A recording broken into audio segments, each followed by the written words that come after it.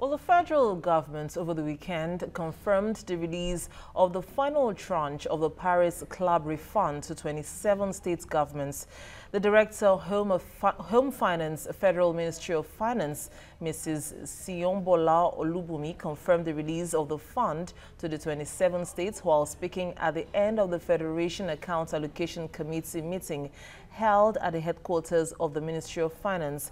She said about 10 other states had yet to be paid by the ministry, adding that payments to them were being delayed by some processes. With me here in the studio is a public affairs analyst, Adeniyi Kunnu, to talk more on the significance and developments concerning this Paris refund. Yeah. Good to have you on the Media News. Much. So from the earlier disbursements in July of more than 240 billion naira, specifically 243, it brings it now to 760 billion naira. Yeah. How impressed are you, first of all, with how states have been able to manage these monies? Well, I have mixed feelings. The first would be that the federal government that's admitted to the overdeduction, more or less, has been able to make good its promise that it will get back the monies that belong to the states. But I think, on the other hand, I'm grossly disappointed because after two tranches of over 700 billion, you still have more than half the states owing salaries. Pensions are there unpaid. And even with all of these debts owed by the states to the citizenry of that particular state, we've seen some needless ostentation on the part of the governors, which is not ideal. Now, the recent one, they held a meeting on Saturday, which is quite novel as far as FAC meetings is concerned. And the reason they gave was because of, certain emergencies and the holiday periods accepted. But if you look carefully at that report, they didn't tell us how much, except, of course, the allocation where they said they shared about 606 billion, which is more or less with an addition of 77 billion compared to the last one. They've not given us the specific amount. Right. And I think it is also suspicious because when you've given us the details of the amount so far remitted from your side as the federal government, it is only ideal that you tell us how much that indeed the states have collected. Although they told us on the one hand that the states that have not collected the money happens not to have collected because they have to reconcile certain things. For instance, Delta State. The problem with Delta State was because the particular consultants they employed to help them get the money, reported the matter. A particular company, I think Morrich something, and because of that, the Delta State accounts got frozen. You have another state like Adamawa and Ogun States. They said they've been overpaid before, and they told them earlier that they have to reconcile accounts.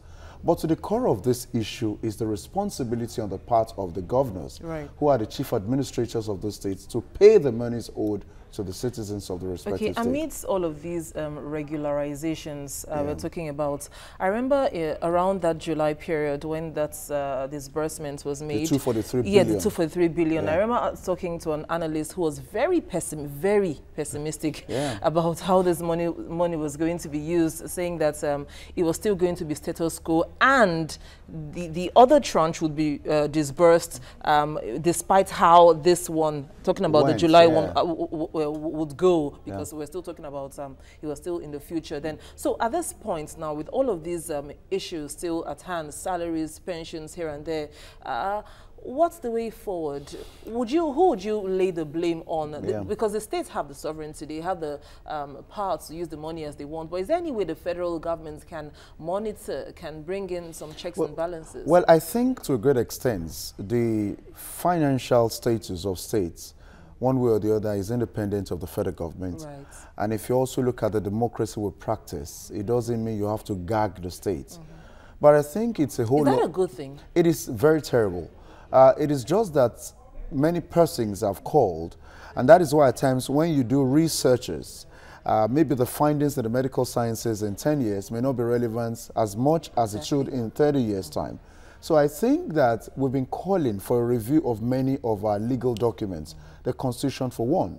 If you look at there was something in the news about 2.5 weeks ago about certain amounts of money to be brought into the country or actually repatriated by the Swiss government. And they said there's a tripartite agreement to ensure that that money goes to the people. I think we could evolve such systems where you don't release this money it is their money.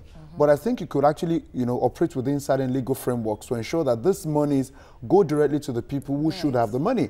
You see, the guest you had back then actually has his or her confirmation of pessimism confirmed now. And if you look at it again, at the point they released the second tranche, we had some governors, sitting governors, whose hands were actually in the till. And they mentioned a number of them. Some of them have their property seized. They said some of them, the money traced with them, they denied it. The point remains that the citizens of this country in this respective state must evolve a consciousness of ensuring that those who come into office as temporary administrators are made to account for, because nobody stays permanently in any office. That's why I've used that word temporary. So I think the consciousness of the citizenry, as well as civil society groups, their responsibility or their task is cut out for them. You have to engage repeatedly and ensure that you reconscientize the citizenry to make them ensure that they ask questions. If you look at it now, once the money comes in, and this is where I really am not pleased with the federal government, you have released this money. If the federal government is even very sincere about this, why is it that you told us you have released this money? The states that have so far collected, there are figures to it. Why don't you release the figures? You're only telling us that you've actually given them the FAC allocation for November, whereas the crux of the issue, which is the third tranche that you have released, you have not told the world. Are you alleging a conspiracy between There is a conspiracy, obviously, because at every other one they gave, as they are telling us they've met and they've given them the amount. As a matter of fact, the disbursement was even detailed to the respective allocation to state. So it is bewildering at this juncture that the federal government told us, first of all, very, very phenomenal meeting on a Saturday. Excuse me, that calls to question the openness that we've always expected of our governments.